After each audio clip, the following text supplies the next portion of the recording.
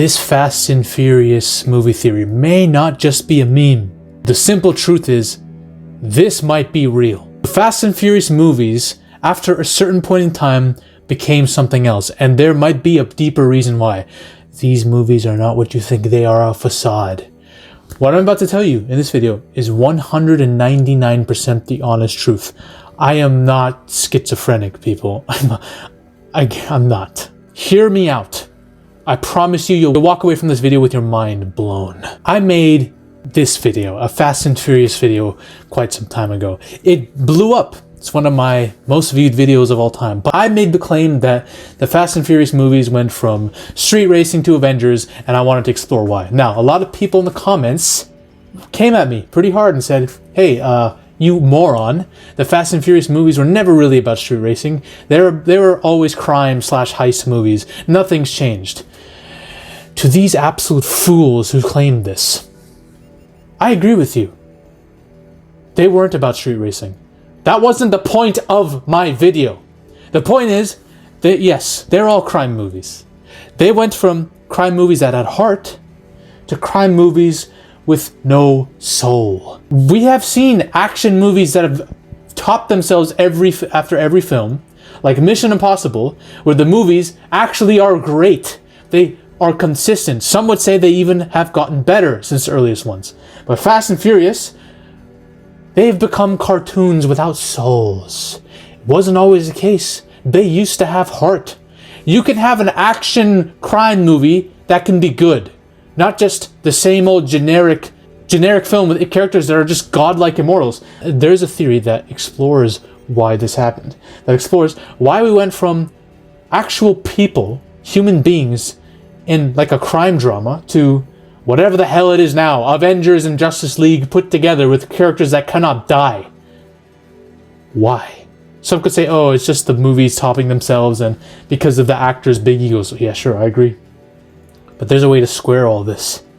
And it all goes back to the first film. In 2001, I think. Remember that final race between Brian and Dom? We're just gonna show who the better racer is. We're gonna race. It's about masculinity, testosterone up in here. We're gonna do one final race. And how did it end? Dom got annihilated by a fucking truck. This car crash is one of the biggest ones in the franchise, low-key, despite this being one of the more grounded films in the franchise. This car flipped into the damn air. This was back when Dom still seemed somewhat human, but even after this, he comes out of it completely fine, just rubbing one arm as if he just got like shot in the arm or something. I mean, realistically, he should be fucking dead or put in a hospital, but no. Brian gave him the keys and let him drive off. And ever since then, Dom has been immortal to worse car crashes and fights. Why? It almost seems fantastical after that moment. It almost seems like it's all one big dream. Everything after the first Fast and Furious movie and Too Fast and Furious. Although Too Fast and Furious, that might not have worked because they do reference Dominic Toretto on that. But everything after this has all been a freaking dream while Dom has been in a coma for the last 10 plus years. The end, what happens at the end of Fast X? Jason Momoa lets off all these bombs go off. Jason Momoa lets all these bombs go off and it explodes. And there's a cliffhanger. We don't know what happens to everyone. We assume they're all going to survive because this ain't going to kill all the members of the family. But there's a big explosion. I believe that this is a thing that wakes Dominic up from his 10-year coma. The end to the dream. I have proof that this is the case, y'all. I have proof! It all comes down to Rome. In Fast 8, Rome actually calls this out. He calls something out, the fact that, y'all ever notice how we can't die anymore? Like, we almost as if we have powers. And Tej, because he's a simp for the chick, he's like, you're an idiot, Rome. Tej does anything he can to knock Rome down so he can look better in front of this girl. Both Tej and the girl laugh. Both Tej and Ramsey laugh at Rome. They laugh it off. Tej is a clown-ass bitch, in my opinion, because I don't care. I like Luda. And I know a lot of people will be like, how do you hate Tej? How do you say? Tej's legacy is literally throwing Rome under the bus. Rome is the one sane person in here because he's the one calling all this logic tree bullshit out. He always puts Rome down. But this goes deeper than just two friends bickering. I believe that Rome, because of all these, he calls everything out in every movie. Fast 5, we're gonna break into a police station to rob a bank. Fast 6, bro, we're gonna take down a plane. He always calls things out. He's always trying to leave. He represents Dom's subconscious. Dom's mind that is simultaneously aware that this might be a dream, but he's also a character within the dream. Rome represents this. And these two, who always laugh at him, and everyone else who's always silent when he's trying to bring these things up, this logic, they always shut him up. They always laugh at him and tell him to shut up. But Tej always tells Rome to shut up. Shut up and dream. We're keeping you in the dream. They are like the hippocampus, the dream state that's keeping Dom locked in, because if he doesn't, it's like a survival thing almost. They have to keep him in the coma, because if he is out of the coma but still asleep, he might die, right? I truly believe that's what they represent. Here's another thing. Vin Diesel himself states that these movies are Oscar worthy. He said if the Oscars want to stay relevant, they better nominate Fast and Furious 7 for Best Film of the Year award. That's what he thinks about these movies. I think that Vin Diesel has found something in this story, and it's all leading to a film that he wants to put under the name Oscar. He wants to make a film that will get the Oscar. It's all leading to one thing, guys. They're running away from all this now. After the bomb that was Fast X in the box office, and Vin Diesel apparently blaming it on Jason Momoa, they're running away from anything related to this kind of storyline. They said they're going back to grounded roots now. Sure, but that's what they said. I believe that they have listened to the fan memes, y'all, and have become slightly self-aware, despite Vin Diesel's massive ego and The Rock's massive ego. I believe something's going to happen in the next Fast and Furious movie. This is the most important part of the video, by the way. If you're thinking about leaving, do not. This is the most important part of the movie. I'm about to predict to you what the next Fast and Furious movie is. And yes, I could be violently wrong about this whole thing and just look like an absolute moron when they release a movie that's just like all the others. But I think they might be smarter than that. Okay? I know that's bad for me to say about a Hollywood studio, because none of them are smart these days. Don't be mad at me, Fast and Furious fans, who are fans of all the Fast and Furious movies that have come. They love the gimmick. Don't be mad at what this movie's about to be. This movie's about to upset y'all. But for the fans that want an actual film, this is what's going to happen, okay? So we start off Fast X. Big-ass explosion at the end of it. Boom! Dom wakes up from his coma. He wakes up in a doctor's office. The audience is like, what the fuck's going on? He wakes up. He's like, what is this? What the hell is this? His doctor consults him. He's like, hey, you've been in a coma for the last 10 plus years, bro. For over a decade, you've been in a coma. And I don't know why you woke up, but it might have something to do with the fact that Letty decided to pull the plug because she and everyone lost faith that you were coming back. They decided to pull the plug on you.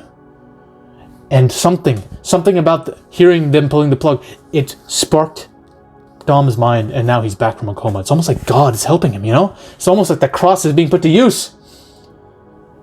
Everyone in his family, in these movies, has moved on in this last decade. Every one of them has moved on. Everyone that he thought he knew, right?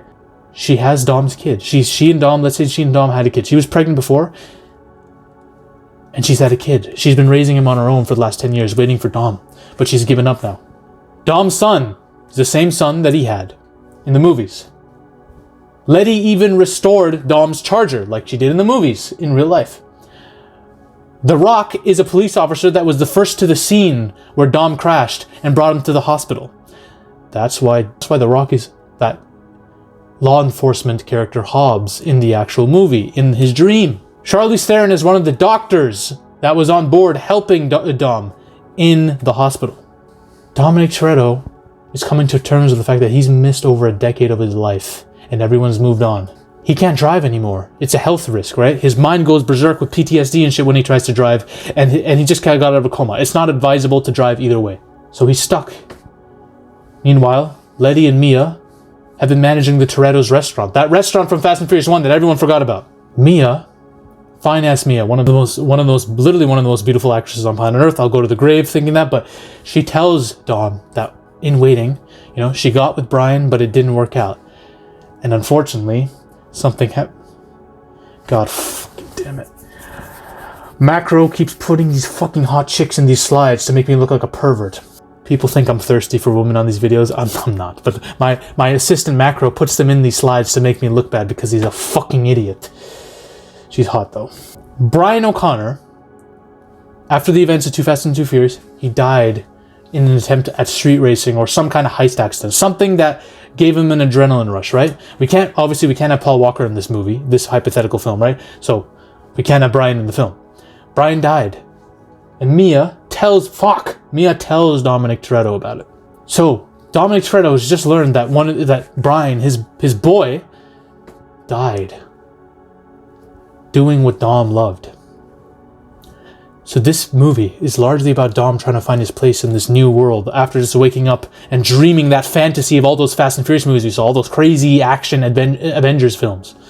He even sees a carjacking happen and he tries to fight them off, thinking he's still the Dominic Toretto from his dreams, that powerful dude who never dies. But he gets his ass beat. He's older now. He just got out of a freaking coma. He's been in a bed for the last 2 years. He gets his ass beat. He's not what he was in his dream. He's not what he was before his dream. So Dom is like, shit, man, what do I do here? I kind of miss my dream life. And Dom copes, trying to convince himself, okay, this might still be a dream. If I pinch myself enough, maybe I'll wake up. It's almost like he's depressed now. This life is too boring for him. He has everything he's ever wanted. He has a business, he has a kid, he has a wife, a girl. He has his family intact, but this life, it's mundane compared to the one he just dreamt, the vivid dream that he just had of his life for the last 10 years in the coma. It's like pathetic to that life he had, because that life he had was insane. He starts to visit everyone in his dream, everyone that made up the team, the family in his movies, the characters. He visits Rome. Well, Rome and Tej have established their own garage, right? Similar to how it was teased in the Fast and Furious movies. He even visits Hobbs. Dwayne Johnson's character is a police officer, and Dwayne Johnson even says, hey, we don't really like each other in real life. We never got along even when you knew me as a cop before. And Hobbs is the one to bring him to the hospital. That's why Hobbs is in his dream as a law enforcement person. He visits Han and Giselle, or a chick who looks like Giselle, because Gal Gadot cannot be casted in these films again. But she can act. But they tell Dom that they had visited Dom in the hospital many times. In fact, they're not the only ones. John Cena was a construction builder within the hospital that would come in and out of the room that Dom was in, and his voice influenced Dom. That's how John Cena made it into the world. Mr. Nobody is actually just a senior neurologist that was looking up on Dom as a patient. Jason Momoa was this like weird psycho patient that was in the room one time with Dom as well. Dom starts to realize his movies have been created because all these characters, all these people have actually visited him during his coma in real life, and they speaking to him while he's asleep. They have influenced his goddamn dreams to make those films. So Dom is like, fuck, I'm not living in a dream. This is real life, and my dream was just a fiction that my mind created as a response to the shit that was happening outside while I was asleep. So this movie is largely about Dom's character arc, coming to terms with the fact that it's okay to live a mundane life, to appreciate the little things in life, and not go after the crazy adventure, the action, the superhero shit. It's him coming to terms with putting that to bed and realizing he can live a life beyond that, in real life. But then, towards the end of the movie, he gets a call. He hears a nasally British voice on the other end. Who could it be? He's told to meet this person at the cafe because the person has important information about their coma. So he sits at the table nervously. Who comes? Shaw, the one guy that hasn't been touched upon yet in this video. Jason Statham comes. Why is Jason Statham calling this dude? Well, Jason Statham says that he and his brother did visit Dom at one point at the hospital too. Why? Because Jason Statham was a fan of Dom way back when Dom was doing the street racing in his prime. You see, Shaw was a lot younger back then and actually looked up to Dom. He was obsessed with cars too. And his dream was always to race Dom. So, Jason Statham says, hey, it's been my dream to always race you. And I brought you here because I wanted to ask you, will you do one race with me? Let's see who the fastest is. Just for fun. Now, Dominic Toretto knows that he can't do a race right now because it's against the health advice by all the medical experts. But he says, yeah. He says, yes, let's do it. And Jason Statham suggests, let's go to Desert Wars. You guys remember Desert Wars? The desert place where all these people race? Well, let's go. Desert Wars is no longer Desert Wars, but they go to the location where it used to happen. So Jason Statham saddles up. Dom saddles up. Dom gets that old Charger back. And Letty, Mia, all these guys, all these friends of Dom, these family members of Dom, they come to see what's happening. And they're worried about Dom because they've told them, do not do this. But now Dom is adamant about doing, so they're there to support him cautiously. Dom gets out his Charger. Statham, let's say he gets an Aston Martin. I don't know anything about cars, but that's a cool car to me. And they fucking race it out. And it's a really intense race. This is the final act of the film, y'all. It's an intense race. You think Dom might go crazy and crash his car or whatever, but they get to the finish line and Dom edges him out. Dom beats Jason Statham. Dom certainly has a surge of adrenaline, like he's like, yes, I'm back, this is who I was. Dom keeps driving. He doesn't come back, he doesn't circle back and come back to his family. He keeps driving and Letty's like, what the fuck's going on? Where's he going? Everyone's like, where's Dom going? Even Jason Statham's like, what the hell's going on, mate? What's going on, mate? Dom looks in the mirror and she presses on the gas and keeps going. And then we hear the quote, I live my life a quarter mile at a time, and for those 10 seconds or less, I'm free. It's like Dominic Toretto's racing to freedom. He's racing off without stopping into the sunset. And we hear the Oppenheimer music, Oppenheimer level music rising as he's driving, and then the screen turns to black. That's the end of the movie.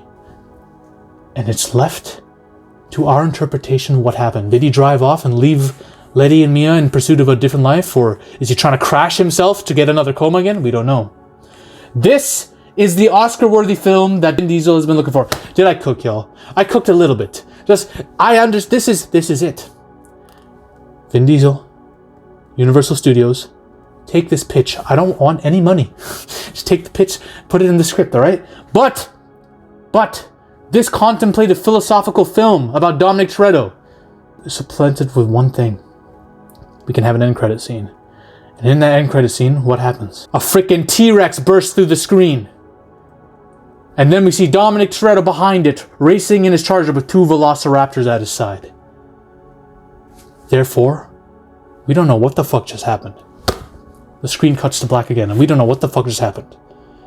We're left to think, okay, what the hell just happened? Was it all a dream the whole time, or did Dom crash himself again and get another coma? We don't know. That's how you end the Fast and Furious franchise. Alright? That's how you do it. That's how you do it, alright? If you want to know my thoughts on Dwayne Johnson ruining this franchise and ruining everything else, watch my video on how he's been gaslighting us for the last 20 years, alright? Like and subscribe. Ladies and gentlemen, we are on a mission to take over Hollywood. If you want to suggest video topics to me, and discuss your favorite movies and your favorite film theories with like-minded fans in a community geared towards changing storytelling itself. Join my free Discord right now. The link is in the description and probably in the comment section too. Join it. We're changing the game one Coke line at a time. See you on the other side.